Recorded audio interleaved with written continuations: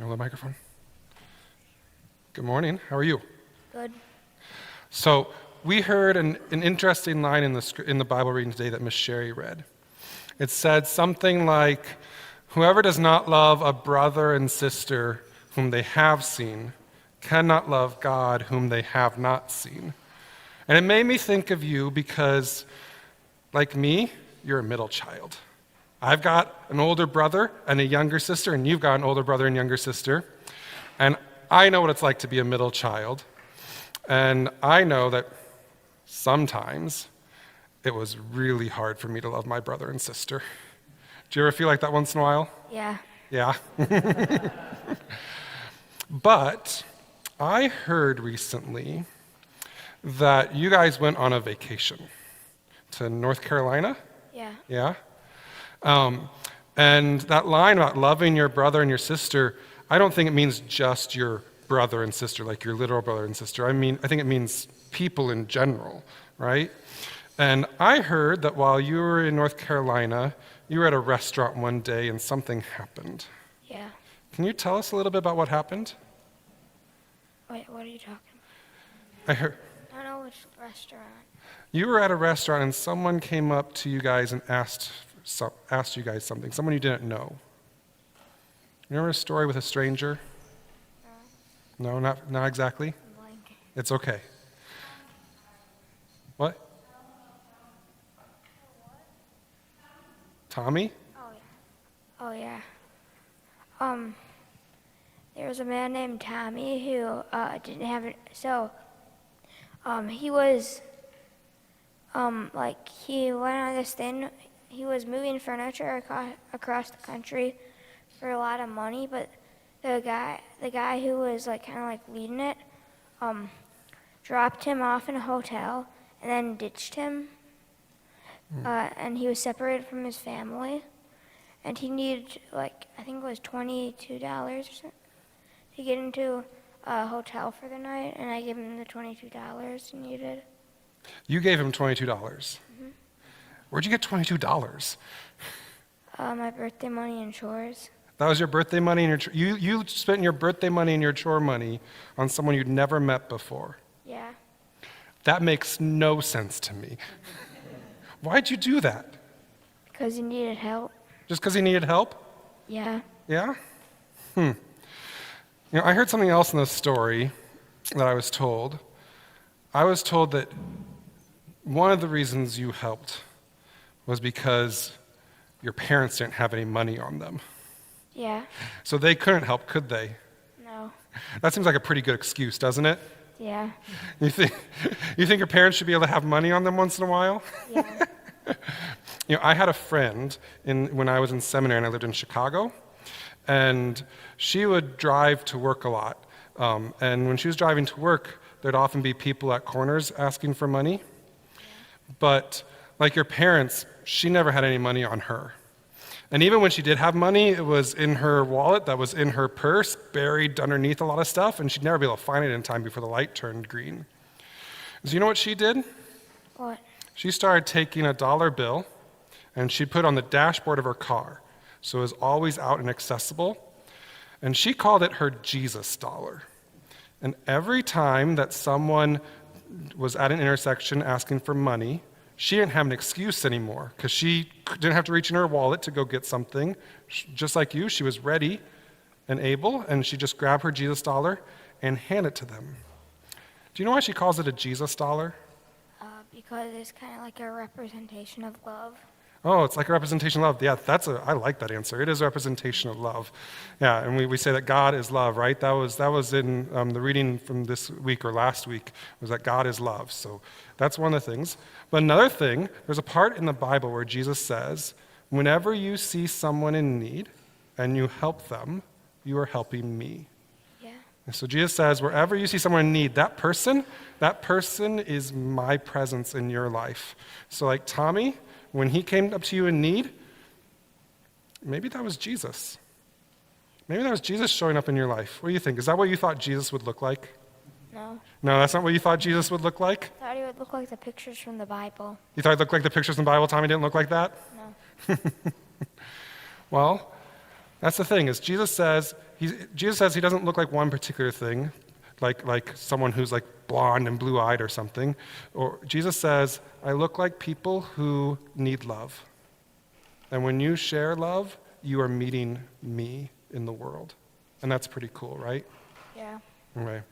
Well, thank you for this first part. Can you stay up here? You're going to help me with the second part, but you don't have to do anything extra more sharing, okay? But thank you for sharing this first part. So the second part, in the Bible, in the gospel story that I read, Jesus said, I am the vine and you are the branches. Do you know what a grapevine is? Yeah.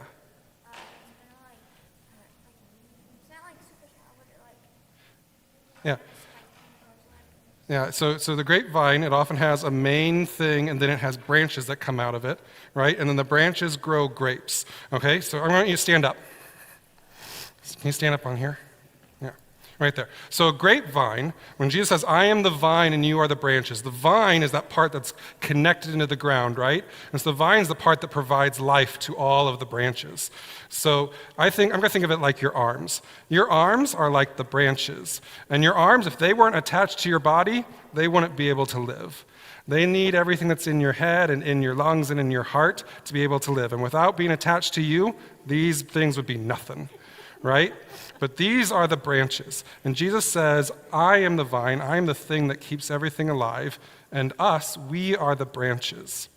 And that when we stay connected to the vine, then we have life in us. But when we disconnect from the vine, then we don't have any life in us. And so Jesus says, stay connected to me just as I am connected to you. But you know what vine branches are supposed to do? What are branches supposed to do on vines? Grow grapes, right? Okay. But vine branches, they are small and thin, they're thinner than your finger right here, okay? They are very small and thin, but they're also really long like your arm. And grapes, those things are big and heavy. Have you ever held a thing of grapes? Like, compared to a small, thin vine, they're big and heavy.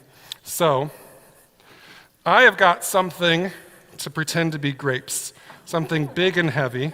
I mean, you stand right here so you're nice and center. You can put your arms straight out like vines. So vines would go out, put the other arm out too. All right? And then these are grapes. So you're going to hold on to this. Just grab on here. Grab on the handle. Use both hands. Grab on. You're going to hold on, okay? And then you're going to hold it up, okay? Okay?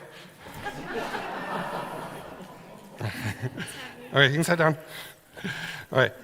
So we're going to need some help. Actually, step down a little bit. We're going to need some help. So since your brother and sister are supposed to love you, we're going to call them up. Brother and sister, come on up. Hurry up, hurry up, hurry up. Come on up quick. So do you know what happens when grapes hit the ground like that? They rot. That's right. When grapes hit the ground, they rot, and for a couple reasons. One, they're in the dirt, and so they get a lot of moisture on them, and they can't dry out, and that makes them rot. But also, all these bugs and other things that would never access them. Jack, stand over here. Tula, over here. All those bugs get to them, and so we don't want grapes to be on the ground. That's not a good thing. So we're going to put your arms out again. And this time, Jack, I want you to take your hands and hold right up under here. And Tula, take your hands and hold right up under here. Okay, so we're going to help support Arlo. And you're going to hold on. Now, if he says let it down, you can let it down. We're not here to hurt him, okay? All right? So you got it? It's going down. Okay, set it down, set it down. Okay, we need 2 more kids. 2 kids. I got 2. One on that side, and one on this side. Okay, we're going to put your arms out. Yeah, so the point of grapevines, we stay connected to Jesus who gives us life, and then Jesus says, and you're to bear fruit, okay? And so this is the fruit that we are called to bear. You got it? Now, if he says let his arm down, if it's too heavy, you got to let him down. If he's going, is it getting heavy? Are you holding it pretty well? No. Oh, no. Yeah, see, we need support. This is what branches are like. When we are vine branches, if they don't have any support, they just go down and hit the ground. And so one of the things we as Christians, I need 2 more kids. 2 more kids, I got those 2 right there. We as Christians, we are called to stay connected to Jesus, the thing that gives us life, but we are also called to support one another. Emmett, come way up here. And come over here. Come over here. So we are called to stay connected to Jesus, who gives us life, but we are also called to support one another, that by interweaving with each other, we are able to hold these grapes up. And some of those fruits is like the fruit of what you did for Tommy, or the fruit of what my friend did when she saw someone in need. Those are the fruits we're talking about. Or last week when you went and helped us with all the food packing. So I want you to hold your arm out again. Straight out, straight out. It's got to be straight out, straight out. Okay, hold up here. You can do it that way. Hold up here. Hold up here. We're going to have you two wait for just a second. I'm going to have you hold in a different way. Yep, she can put her hands in. It's okay. Okay. I'm going to show you in just a sec. Okay. I want you to put your hand here and put your hand up here. All right, you got it in? There. How does that feel, Arlo? Do you have it? Now, this is what Christian community really looks like. It's all of us working together to support the fruit of God's love showing up in the world.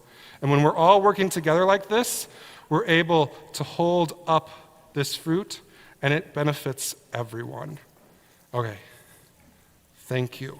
Did you pack 50 that thing?